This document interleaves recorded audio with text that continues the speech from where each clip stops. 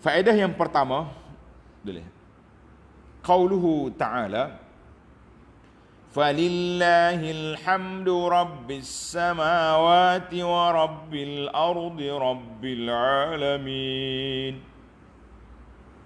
Allahu akbar. Walahul kibriya'u fis samawati wal ard. Tulis ni, kata-kata ni menarik. Kita pun tak terfikir kalau kita tak tengok ulama tafsir kata. Kata Syekh Ar-Razi dalam tafsir dia kata, ayat ini musy'irun. Ayat ini memberi suatu isyarat bi anna takbir la budda an yakuna ba'da tahmid. Maknanya susunan kita nak takbir tu dia mari tahmid dulu. Alhamdulillah, baru mari Allahu akbar. Alhamdulillah, subhanallah, alhamdulillah, Allahu akbar. Itu susunan. Tapi Nabi kata boleh je zikir 4 kalimah tu kau nak tukar yang mana? Dalam zikir 4 kalimah yang kita selalu war-warkan, yang kita duk kempen ni, zikir 4 kalimah ni, tuan-tuan boleh ambil zikir ni. Dia kata ulama hadis kata, dalam riwayah dia kata la yaduru, tidak bermasalah kita nak mula dengan yang mana dulu. Boleh je awak nak mula yang mana dulu, subhanallah. Tapi dalam ayat ini menunjukkan bahawa ada satu sentuhan yang Allah Ta'ala tunjuk kepada kita bahawa at-takbir dia mari selepas tahmid. Puji agung. Kenapa? Wa annal hamidin, orang yang memuji Allah Azza wa Jalla. Kita nak puji Allah, kita nak puja Allah, mesti dia kena siapa Allah itu. Mesti dia kena tahu Allah a'la wa akbar, maha tinggi, maha besar.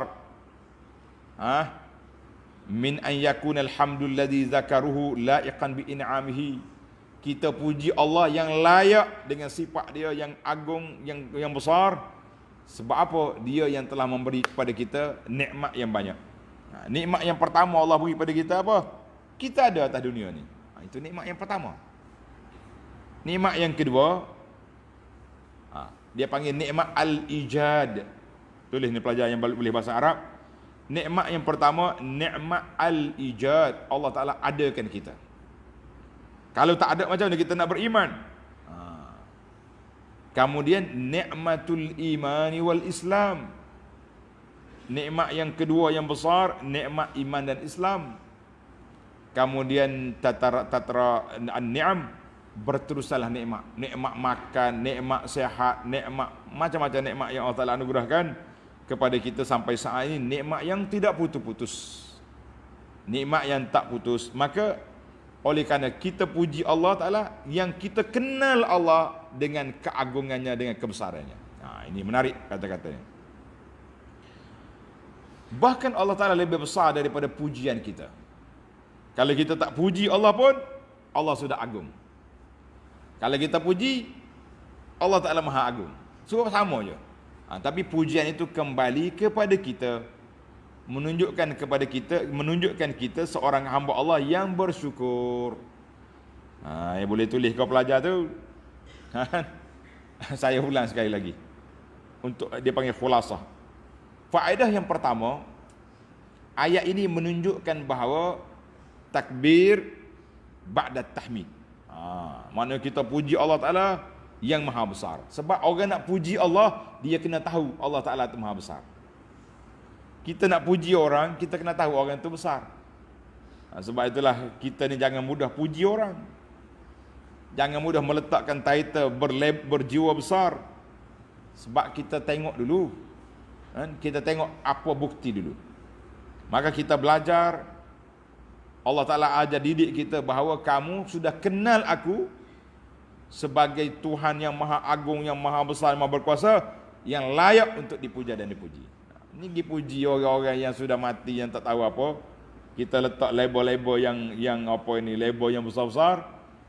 Padahal siapa dia yang boleh mengesahkan perkara tersebut? Kita mengatakan kamu sendiri yang menciptakan satu tajuk, Dan yang apa ni, satu kedudukan kemudian kita pakat duk puji, duk puja, ini juga satu perkara yang tidak baik. Kita pergi kepada faedah yang kedua, ayat yang sama.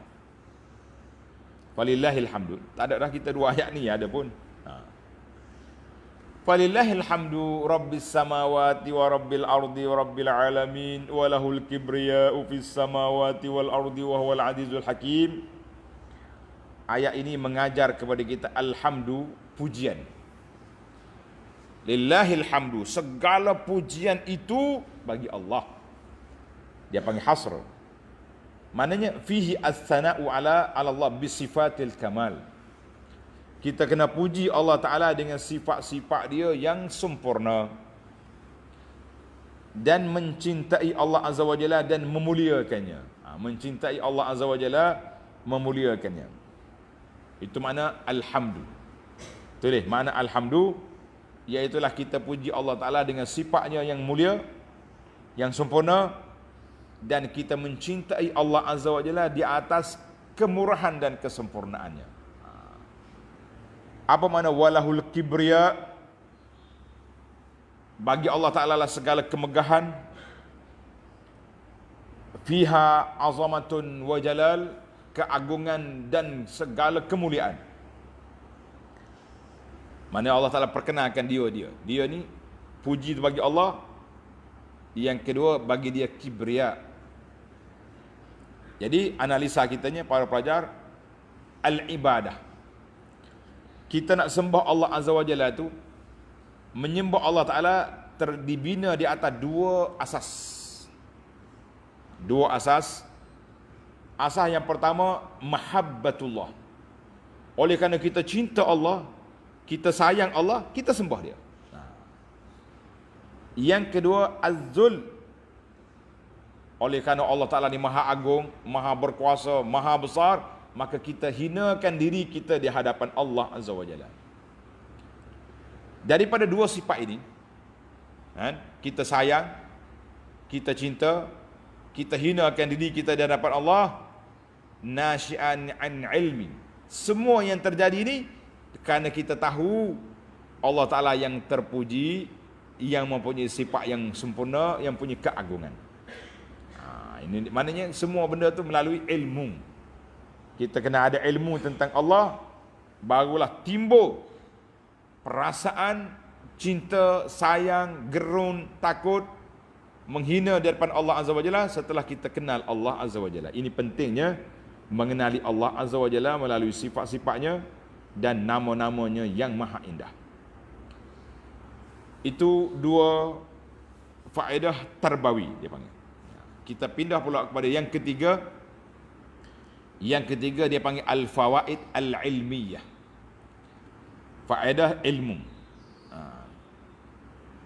Yang ketiga, tengok ayat yang pertama, falillahil hamdu rabbis samawati wa rabbil ardi. Allah Ta'ala sebut di sini dua, rabbis samawati wa rabbil ardi. Tuhan pemilik langit, Tuhan pemilik bumi. Pemilik langit, pemilik bumi. Rabbil alamin, Allah Ta'ala Tuhan segala kepada semua alam. Tulis para pelajar, kata Al-Biqai, dia kata apa? A'ada zikra Rabb. Allah Ta'ala ulang 3 kali kalimah Rabb dalam ayat ini. Jarang jumpa macam tu. Dalam Fatihah, alhamdulillahi rabbi al-alamin, yani rabbi samawati, rabbi al-ardi, rabbi al-alamin. 3 kali. Lish, kenapa? Tanda betul-betul. Kata orang celek mata, tengok kita punya hikmah kenapa Allah Ta'ala ulang 3 kali. Yang pertama dia kata ta'kidan. Ta'kidan, nak menguatkan ingatan, kepahaman. Wa i'laman, dan nak i'lam, menyatakan. Mana i'lam? Bahawa semua annalahu fi kulli wahidin, bagi Allah Ta'ala dalam dunia ini, Di alam ini, alam atas, alam bawah. Allah Ta'ala mempunyai rahsia-rahsia yang tersendiri. Makhluk-makhluk yang khas di langit dan makhluk yang khas di bumi. Ada. Maknanya kita kata penduduk bumi dihuni oleh manusia dengan jin dan hayawan-hayawannya. Makhluk di langit dihuni oleh siapa? Oleh para malaikat dan makhluk yang diciptakan oleh Allah Azza wa Jalla.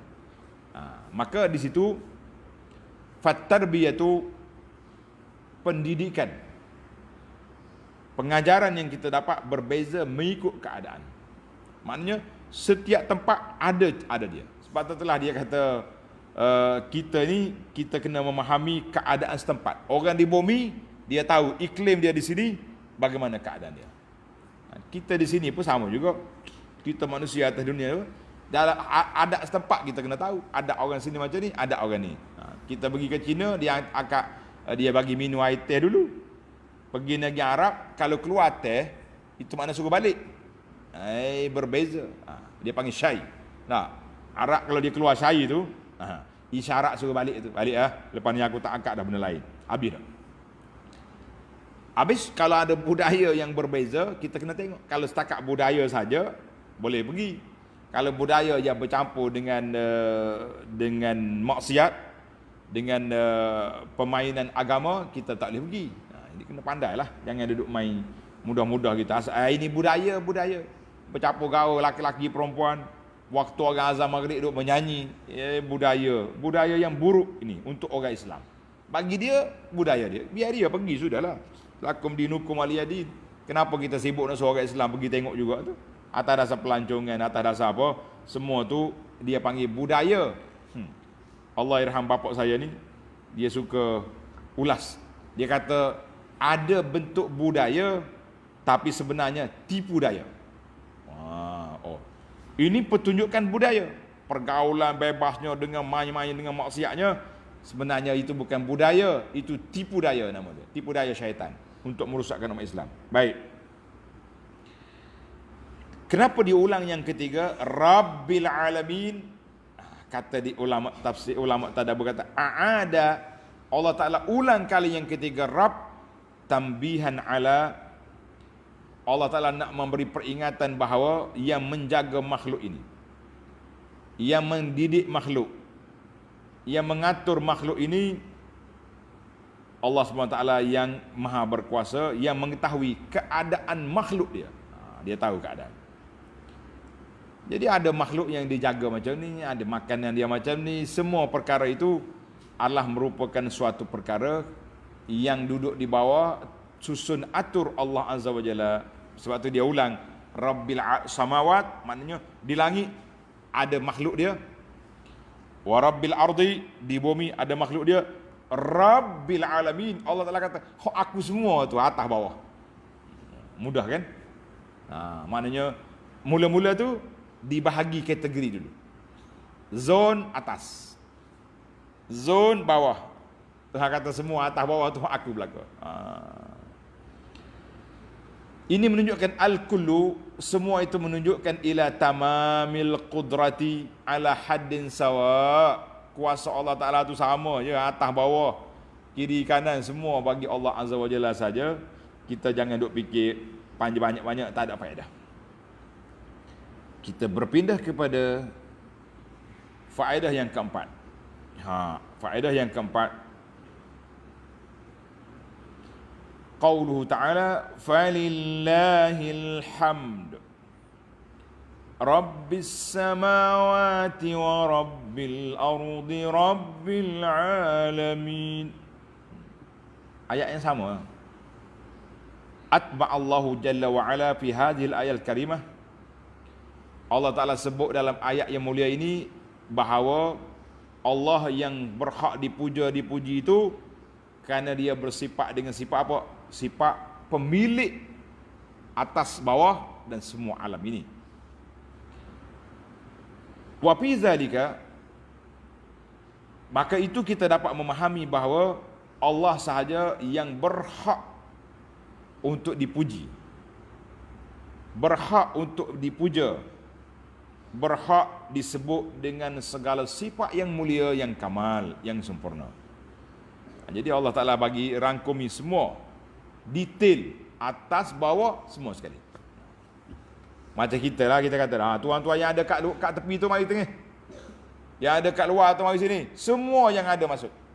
Itu dipanggil merangkumi semua sekali. Tapi kenapa Tuhan tak sebut Rabbil Alamin? Selalu senang. Nak bagi tahu bahawa semua kategori itu di bawah kuasa Allah Azza wa Jalla. Alhamdulillah. Para pelajar sekalian, itulah ilmu yang kita dapat memetiknya, mengutipnya pada pagi yang mulia ini. Kemudian kita pergi kepada faedah yang kelima. Allah Ta'ala sebut falillahil hamdu. Falillah. Al-fa, kenapa dia sebut fa? Biasa kata alhamdulillah, yakni falillahi. Fa itu sendiri dia panggil al-fa'u li tafri'it tahmidi was thana.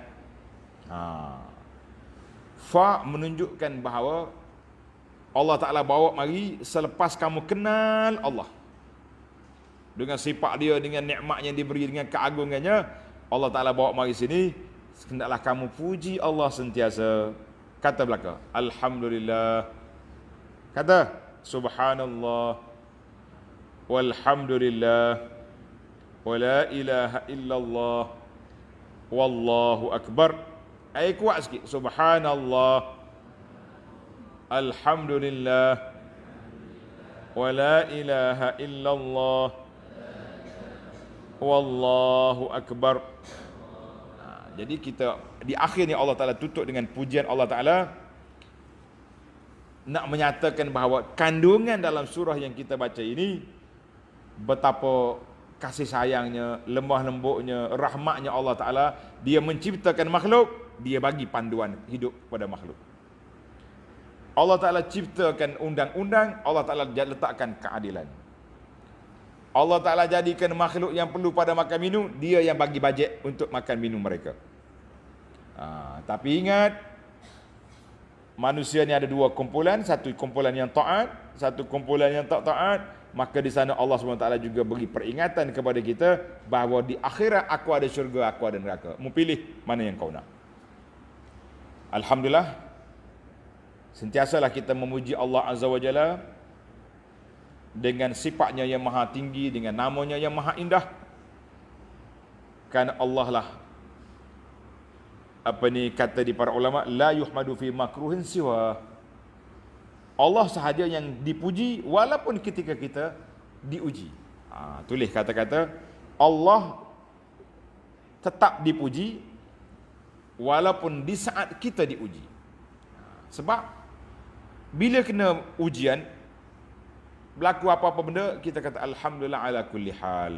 Alhamdulillah ala kulli hal. Segala puji bagi Allah dalam semua keadaan. Segala puji bagi Allah dalam semua keadaan. Jadi keadaan apa saja pun kita tak kena puji Allah Azza wa Jalla, kerana Allah Ta'ala yang maha terpuji. Alhamdulillah, para pelajar sekalian, tamatlah tafsir surah Al-Jathiyah dengan sebanyak 9 siri kuliah pada pagi ini. Pagi apa ni? Isnin 13 hari bulan Jun 2022, bersamaan dengan 13 Zulqa'dah 1443. InsyaAllah kita akan teruskan pengajian kita dengan tafsir surah Al-Ahqaf dalam siri akan datang. Subhanakallahumma wa bihamdika ashhadu an la ilaha illa anta astaghfiruka wa atubu ilaik. Wa sallallahu ala nabiyyina Muhammadin wa ala alihi wa sahbihi ajma'in. Walhamdulillahi rabbil alamin. Wassalamu alaikum warahmatullahi wabarakatuh.